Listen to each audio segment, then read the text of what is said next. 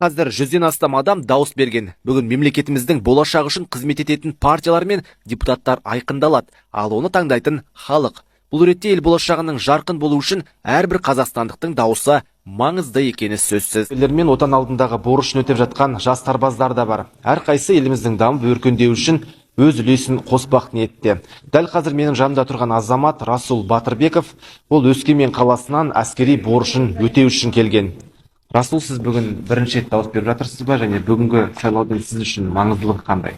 Мен бүгін бірінші рет дауыс беріп жатырмын. Әрине, сайлаудың орны өте ерекше, себебі бұл Қазақстан Республикамыздың болашағы.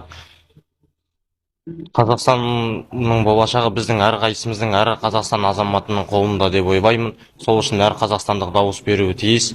Біз әскери адамдар Қазақстан Республикасына қызмет. Дәл қазір менің жанымда тұрған азамат Расул Батырбеков, ол Өскемен қаласынан әскери борышын өтеу үшін келген. Расул, сіз бүгін бірінші рет дауыс беріп жатырсыз ба, және бүгінгі сайлаудың сіз үшін маңыздылығы қандай?